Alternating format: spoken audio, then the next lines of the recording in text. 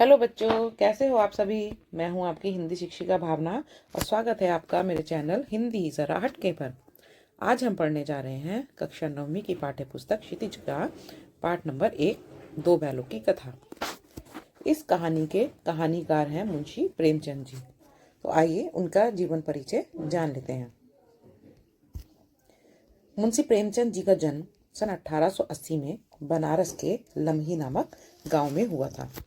उनका मूल नाम धनपत राय था, मतलब उनका असली नाम जो था वो धनपत राय था।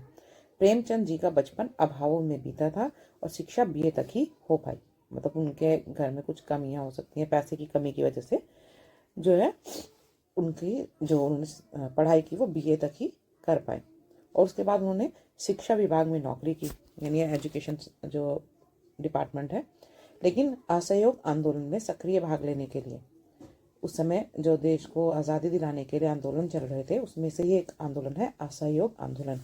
उसमें पार्टिसिपेट करने के लिए, सक्रिय भाग लेने के लिए, मतलब एक्टिवली पार्टिसिपेट करने के लिए उन्होंने अपनी सरकारी नौकरी छोड़ दी, त्यागपत्र दे दिया, मतलब रेजिग्नेशन दे दिया और लेखन के कार्य के प्रति पूरी तरह समर्पित हो गए, मतलब कि लिखने लगे।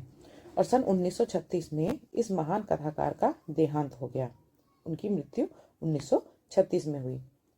प्रेमचंद जी की कहानियां मानसरोवर के 8 भागों में संकलित हैं।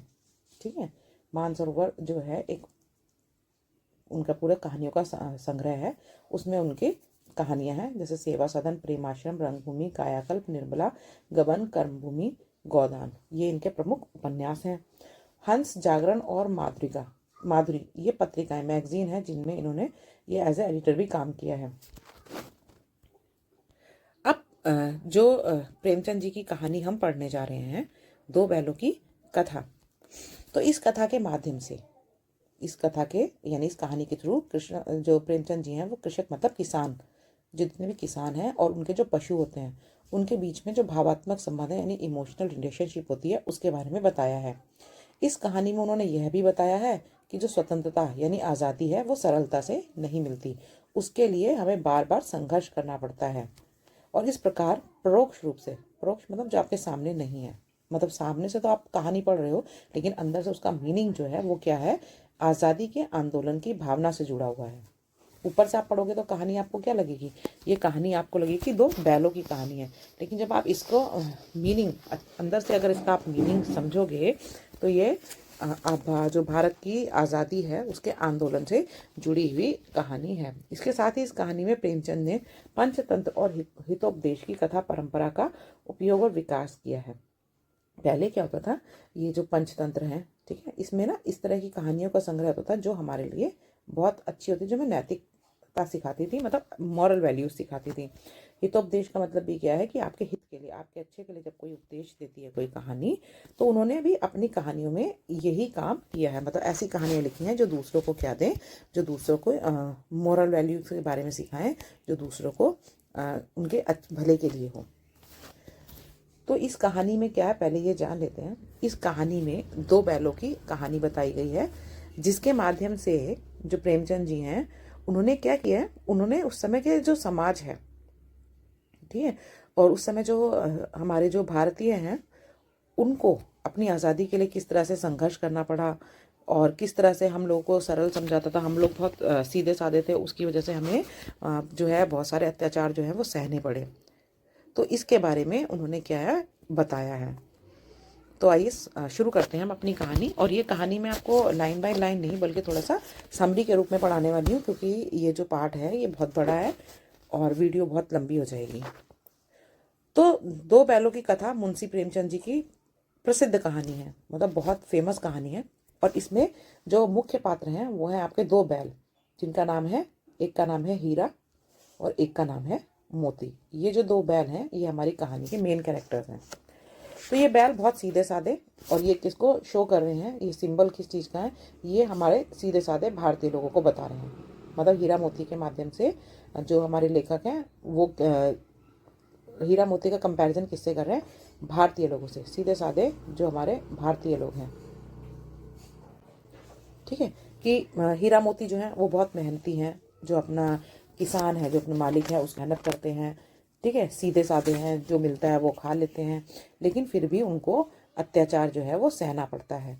और ऐसे ही क्या दिखाया गया है, ऐसे ही भारतीय लोगों को दिखाया गया है कि जो अंग्रेजों का शासन है उस समय में भारतीय लोग जो हैं वो बहुत सीधे साधे हैं, अपना काम करते हैं, मेहनत करते हैं, पर बावजूद इसके भी उनको उनका अत्याचार सहना पड़ता है। तो बैल, सबसे पहले हमें प्रेमचंद जी ने क्या बताने की कोशिश की है, वो बोलते हैं कि जानवरों में अगर किसी को सबसे ज़्यादा बुद्धिहीन समझा जाता है, बुद्धिहीन मतलब सबसे बेवकूफ़ जब समझा जाता है, तो वो कौन है। और सबसे बड़ा कारण क्या है इसका, कि वो बहुत ज़्यादा उसमें बहुत ज़्यादा वो सीधा होता है, और उसमें बहुत ज़्यादा सहिष्णुता मतलब होती है, वो हर चीज़ को सहन करने की शक्ति, कुछ भी उसको कह लो वो सहन कर लेता है।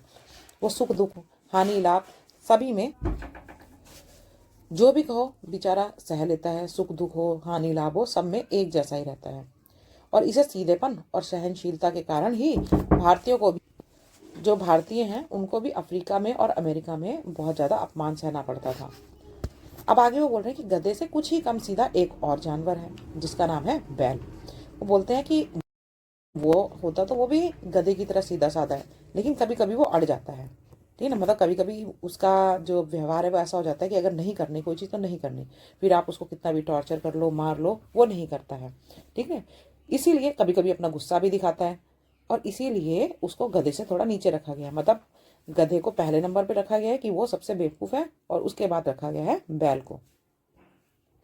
कहानी शुरू करते हैं, तो हमारा कहानी जो शुरू होती है यहाँ पर झूरी, हमारी कथा में, कहानी में झूरी जो है वो इनका मालिक है। आपके जो हीरा और मोती हैं उनका मालिक का नाम है झूरी, और काछी उसकी बीवी, ये दोनों इनके मालिक मालकिन हैं। तो उनके पास दो बैल हैं, हीरा और मोती, दोनों पछाई जाति के हैं। अब पछाई जाति का मतलब कि ये ब्रीड का नाम है उनकी, कि वो इस ब्रीड के हैं, बहुत सुंदर हैं, देखने में एकदम सुडौल, सुडौल मतलब हष्ट पुष्ट, एकदम हेल्दी हैं, और चौकस, चौकस मतलब हमेशा अलर्ट रहने वाले हैं। लंबे समय से एक साथ रह रहे हैं दोनों, तो इसलिए उन दोनों में प्यार भी बहुत गहरा हो गया है। दोनों साथ साथ ही खाते हैं, साथ साथ खेलते हैं, और धौल धप्पा करते हैं। धौल धप्पा मतलब जब खेल कूद करते हैं तो इधर उधर भागना दौड़ना, मतलब इस तरह से दोनों साथ में ही रहते हैं, और इतना एक दूसरे को चाट सूंघ कर ही अपने पेट, अपना जो प्रेम है उसको प्रकट कर लेते हैं। मतलब जब उन दोनों को एक दूसरे को दिखाना हो कि वो एक दूसरे से कितना प्यार करते हैं, एक दूसरे की कितनी केयर करते हैं, तो वो एक दूसरे को जीभ से चाटते हैं या सूंघ कर अपना जो प्यार है वो दिखाते हैं, तथा आंखों से ही एक दूसरे की बात समझ लेते थे। इतना टाइम उनको साथ में हो गया था कि वो आंखों से ही समझ जाते थे कि दूसरा क्या कहना चाहता है। दोनों में इतना प्यार था कि जब उनको खाने के लिए भूसा है वो डाला जाता था, तो दोनों एक साथ ही जो आपकी नाद है, नाद मतलब वो एक जगह होती है ना जानवरों को भूसा डालने के लिए, इस तरह से बनी रहती है, उसमें भूसा डाला जाता है, तो दोनों नाद में एक साथ ही मुंह डालते थे। और चाहे दूसरे का पेट भरा हो या ना भरा हो, अगर पहले ने मुंह हटा लिया तो दूसरा भी अपना जो है मुंह वहां से हटा लेता था। तो एक बार की बात है कि झूरी का जो साला आता है जिसका नाम है गया, साला मतलब उसकी पत्नी का जो भाई है, ठीक है, उसका नाम है गया। तो उसको कुछ दिनों के लिए जरूरत होती है बैलों की, तो झूरी जो है वो अपने बैलों को गया के साथ भेज देता है। पर बैलों को क्या मालूम था कि उनको सिर्फ भेजा जा रहा है। उन्होंने तो क्या समझा कि हमारे मालिक ने हमें बेच दिया है। ठीक है, तो उन्हें अपना ये बेचा जाना इस तरह से पसंद नहीं आया। तो बेचारे बैल समझे मालिक ने हमें बेच दिया है, और वो अड़ गए, वो वन नहीं जाना चाहते थे।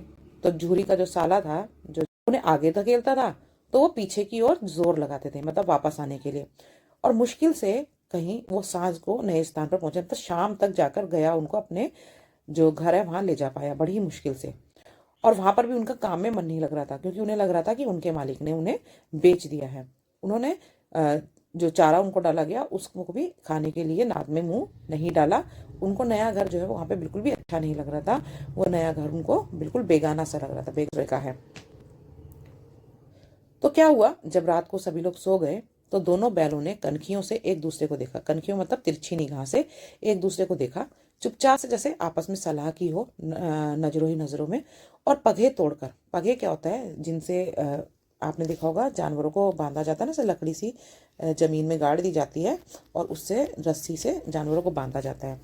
तो वो पगे तोड़कर वो लोग झूरी के घर चल पड़े।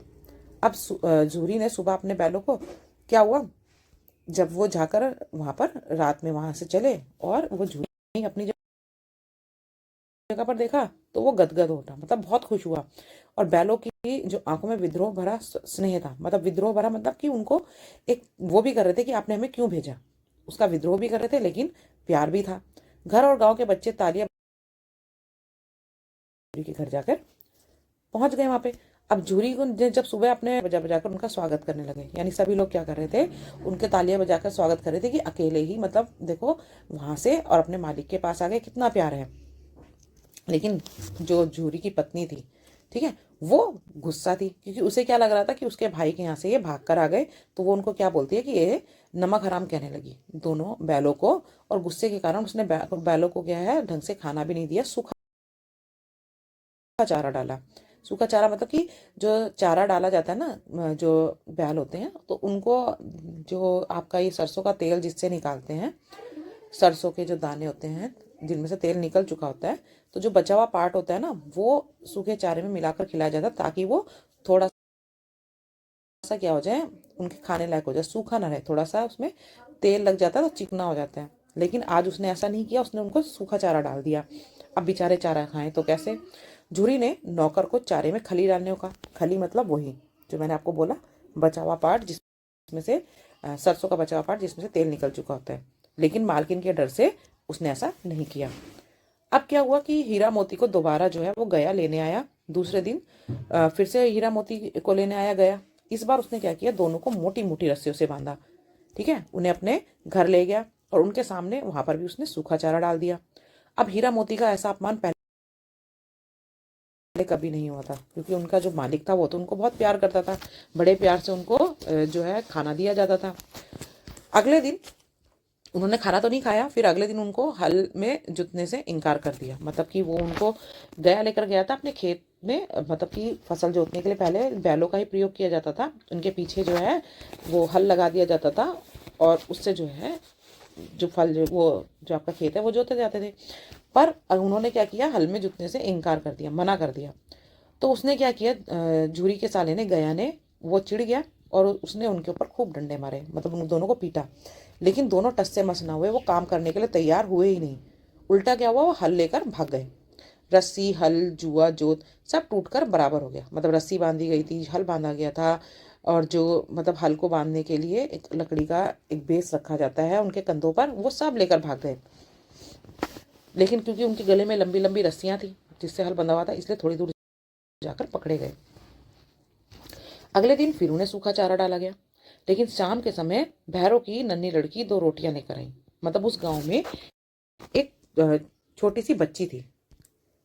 वो बच्ची भी क्या थी, उस बच्ची की जो माँ थी वो तो मर चुकी थी, उसकी सौतेली माँ जो थी वो थी, और वो भी उसको मारती थी। तो उसको जो है हीरा और मोती के साथ अपनापन लगता था क्योंकि उनको उसने देखा था कि हीरा और मोती को भी गया मारा करता था, खाने के लिए कुछ ढंग से देता नहीं था। तो वो बच्ची क्या करती थी, वो बच्ची चुपके से रात में उनके लिए एक रोटी लेकर आती थी और उनको खिला देती थी। अब इतने बड़े बैल, उनका दो एक रोटी से होगा क्या। लेकिन उस बच्ची के प्यार से ही वो रोटी खाकर उनका, मतलब एक तरह से कह लो कि पेट भरता था उसके प्यार से। दोनों को लड़की का प्यार देखकर इतना अच्छा लगता था कभी कभी, तो वो मन में सोचते थे कि भैरव को या उसकी पत्नी को उठाकर फेंक दें। लेकिन फिर उस लड़की के प्यार को देखकर वो शांत हो जाते थे।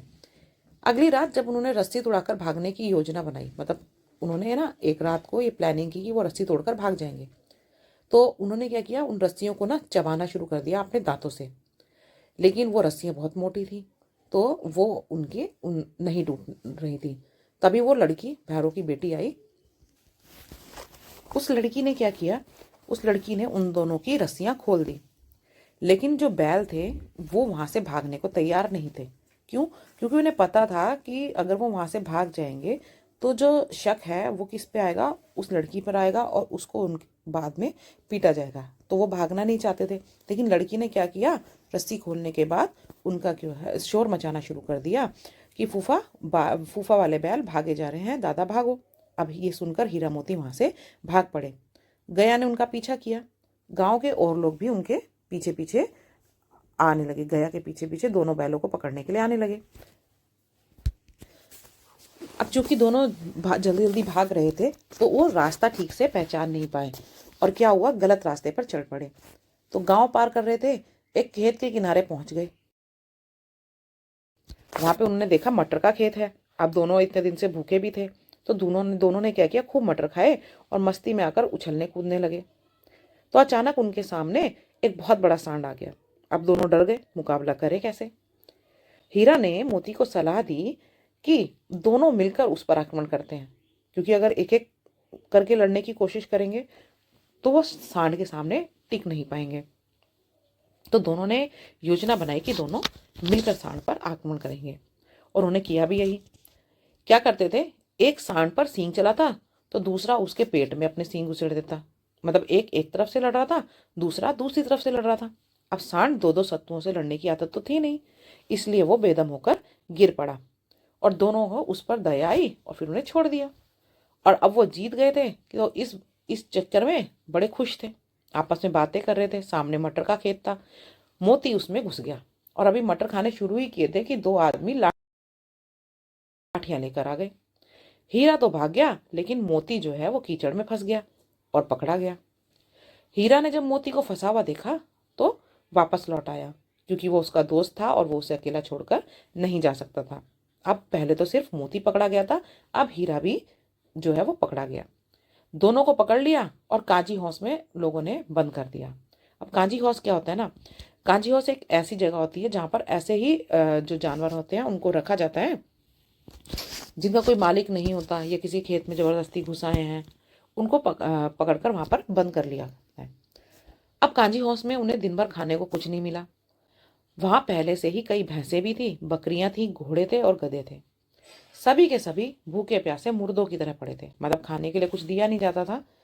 तो बेचारे सारे क्या है, सब सूख गए थे और ऐसे पड़े हुए थे जैसे अभी मरने वाले हों। भूख के मारे हीरा मोती ने दीवार की मिट्टी चाटनी शुरू कर दी। जब बेचारों को भूख लगती थी और कुछ नहीं मिला तो उन्होंने क्या शुरू कर दिया, उस जो कमरा है उसकी दीवार जो मिट्टी से बनी हुई थी उसी को चाटना शुरू कर दिया। रात के समय हीरा के मन में विद्रोह की ज्वाला उठी। विद्रोह का मतलब क्या, कि अब वो ये सब और बर्दाश्त नहीं करना चाहता था। उसने बाड़े की कच्ची दीवार पर अपने नुकीले सींगों से वार किया। उसने उसका जो कमरा था उसकी कच्ची दीवार थी, कच्ची मतलब कि पहले वो सीमेंटेड वगैरह तो नहीं बनती थी, मिट्टी वगैरह से बना दी जाती थी दीवार। तो उस पर अपने सींगों से वार किया तो हर वार में कुछ मिट्टी गिर जाती थी।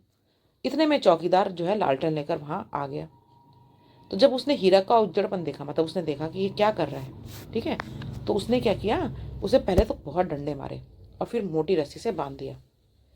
मोती ने उसे चिढ़ाया, हीरा ने जवाब दिया। मोती ने मतलब उसको बोला, देखा मैं तुम्हें बोल रहा था कि ये काम मत करो, फिर भी तुम जो है मेरी बात सुन नहीं रहे थे, अब बंधे रहो। तो उसने बोला कि बंध गए तो क्या हुआ, अगर दीवार टूट जाती तो जाने कितने आज़ाद हो जाते। ठीक है, मतलब कि मैं कोशिश तो कर रहा था कम से कम, और अगर ये दीवार टूट जाती तो कितने ही जानवर यहाँ से निकल कर जा सकते थे। तब मोती को भी जोश आया, उसने बड़े जोश से दीवार में सींग मारा। 2 घंटे जोर आजमाइश करने के बाद लगभग आधी दीवार उसने गिरा दी। अब जानवरों की जान में जान आई। सबसे पहले घोड़ियां भाग निकली, फिर बकरियां भागी और फिर भैंसें भागी। गधे जो थे वो वहीं के वहीं खड़े रहे, बोले भागने का क्या फायदा है, फिर से पकड़े जाएंगे। तो मोती ने क्या किया, उन्हें सींग मार मार कर भगाया। लेकिन हीरा रस्सी से बंधा हुआ था, कैसे भागता। तो हीरा ने मोती को कहा कि वह भाग जाए, वरना उसकी खूब पिटाई होगी, क्योंकि सबको पता है कि दीवार किसने तोड़ी होगी। लेकिन मोती बोला कि नहीं, मैं तुम्हें इस मुसीबत के समय में अकेला छोड़कर नहीं जाऊंगा। तो वो वहीं पर उसके साथ सो गया। सुबह हुई, जब कांजी हाउस के जो कर्मचारी थे उन्होंने देखा कि दीवार टूट गई है, सारे जानवर भाग गए हैं, तो खलबली मच गई। उन्होंने जो है मोती की खूब मरम्मत की, मतलब उसको बहुत मारा और उसे मोटी रस्सियों से बांध दिया। हीरा और मोती 1 सप्ताह तक वहीं बंधे रहे। उन्हें खाने के लिए तो कुछ मिला नहीं, बस दिन में एक बार पानी मिलता था। दोनों की ठिठरियां निकल आई थी। ठिठरियां निकल आई थी मतलब कि बेचारे दोनों इतने कमजोर हो गए थे कि उनकी हड्डियां दिखने लगी थी। तो एक दिन उनकी नीलामी होने लगी। उनको नीलाम करने का सोचा गया, कोई भी खरीदार उन्हें खरीदता ना, क्योंकि उनके अंदर मांस तो बचा ही नहीं था, सिर्फ हड्डियां ही हड्डियां थी। तो अंत में कसाई ने उनको खरीद लिया। कसाई कौन होता है, जानवर को मारकर उसका मांस वगैरह बेचता है। तो जिस तरह कूले में उंगली गोद कर देख रहा था, उससे हीरा मोती काँप गए। मतलब वो ना उंगली घुसा घुसा के उनके स्किन में पीछे की तरफ देख रहा था कि मतलब कितना मांस है, क्या बचा है। तो उनको समझ में आ गया कि ये हमें क्या करने वाला है, ये हमें मारने वाला है। नीलाम होकर दोनों दड़ियल कसाई के साथ चले। दड़ियल मतलब जिसकी दाढ़ी थी। तो जिस कसाई ने उनको खरीदा था उसकी दाढ़ी थी। वे अपने भाग्य को कोसने लगे मतलब बुरा भला बोलने लगे अपने किस्मत को, कि कसाई उन्हें भगाया जाता था और वो भी उनको क्या कर रहा था, फटाफट चलने के लिए बार बार मार रहा था। रास्ते में उन्हें गाय बैलों का रेवड़ दिखाई दिया। रेवड़ का मतलब होता है झुंड। तो उन्हें क्या हुआ, वे सभी प्रसन्न होकर उछल कूद कर रहे थे। हीरा मोती सोचने लगे ये कितने स्वार्थी हैं कि हम इन्हें हमारी विपत्ति की कुछ भी चिंता नहीं। मतलब वो लोग भी थे तो उन्हीं की उसके ना सारे जानवर थे। लेकिन हीरा मोती क्या सोच रहे हैं, देखो ये कितने मजे से उछल कूद कर रहे हैं और एक हम हैं और हमारी ऐसी दशा देखकर भी इन्हें कोई मतलब फर्क नहीं पड़ रहा, ये हमें बचा भी सकते थे। सहसा हीरा मोती को लगा कि वे रास्ते इनके जाने पहचाने हैं। मतलब चलते चलते अचानक से हीरा मोती ने ध्यान दिया, अरे ये रास्ते जिस पर हम चल रहे हैं इनको तो हम जानते हैं। अब उनके दुर्बल शरीर है उसमें जान आने लगी। मतलब जो शरीर उनका कमजोर पड़ चुका था, थोड़ा थोड़ा उसमें क्या आने लगी, जान आने लगी। और जल्दी ही उनको एहसास हो गया झूरी का जो घर है वो नजदीक आ गया। झूरी मतलब जो उनका पहला मालिक था, जिसके घर से गया उनको लेकर गया था। तो वे तेजी से भागने लगे और थान पर खड़े हो गए। थान मतलब जहां पर जानवरों को बांधा जाता है। तो वो तेजी से भागते हुए गए और झूरी के घर जाकर वहां खड़े हो गए जहां उनको बांधा जाता था। झूरी ने देखा तो दौड़ा और उन्हें गले लगाने लगा। झूरी ने जैसे ही देखा कि मेरे बैल वापस आ गए हैं, वो भाग कर उनके पास गया और उनको गले लगाने लगा। और बैल भी झूरी का हाथ चाटने लगे। अब दड़ियल जो कसाई है जिसने उनको खरीदा था, उसने क्या किया, बैलों की रस्सियां पकड़ ली। झूरी ने कहा ये मेरे बैल हैं। कसाई बोला मैं इन्हें नीलामी से लाया हूं, मतलब ये मैं इसके पैसे देकर इनको खरीद के लाया हूं। वह बैल को जबरदस्ती ले जाने लगा। तो मोती ने क्या किया, उस पर सींग चला दिया। दड़ियल भागा। मतलब बैल के सींग अगर वो मारने लगे तो भाई वो डर कर क्या हुआ, जो कसाई उनको खरीद कर लाया था वो जो है उसको दूर तक मतलब खदेड़ कर आया, बहुत दूर तक उसको भगा कर छोड़ कर आया कि वो वापस ना आए। अब मोती ने उसे भगाया और गांव से दूर ले गया। झूरी ने निहाल होकर नाद में खली, भूसा, चोकर और दाना भर दिया। मतलब झूरी इतना खुश था अपने बैलों के वापस आने से, उसने खुश हो गया। उनकी जो नाद थी जिसमें वो खाना खाते थे उसमें खूब खली, भूसा, चोकर, दाना सब भरवा दिया उनके खाने के लिए। और दोनों जो दोस्त थे उनको इतने दिनों बाद अच्छा खाना मिला था, दोनों खाने लगे। गांव में उत्साह छा गया। मतलब जो गांव के लोग थे वो भी आकर देखने लगे। सभी लोग बहुत खुश थे। और अब की बार तो जो उनकी मालकिन थी वो भी आई, तो उसने भी उन दोनों के माथे को चूम लिया। तो ये हमारी कहानी थी। तो अब आप इसमें देख सकते हैं कि जो हीरा मोती है वो तो अपने पूरी मेहनत से अपने मालिक के यहाँ काम करते थे। और ऐसा नहीं है, मालिक भी उनको पूरा स्नेह देता था, पूरा प्यार देता था। लेकिन जब वो गया के यहाँ पहुंचे तो वहां पर उनके साथ में अत्याचार होने लगा। ठीक है, तो इनको जो है हमारे भारतीयों की तरह ही दिखाया गया कि हमारे भारतीय जो हैं वो भी अंग्रेज़ों के समय में मतलब उनकी दशा दिखाई गई है। वो अपनी पूरे मेहनत से अपना काम करते थे, किसी से कोई मतलब नहीं, अपने मेहनत मजदूरी करके अपना पेट पालते थे। और फिर भी क्या है, उन लोगों से उनके ऊपर अत्याचार किया जाता था, उनके ऊपर कई टैक्सेस लगाए जाते थे। मतलब उनको स्वतंत्रता से जीने का अधिकार नहीं दिया जाता था।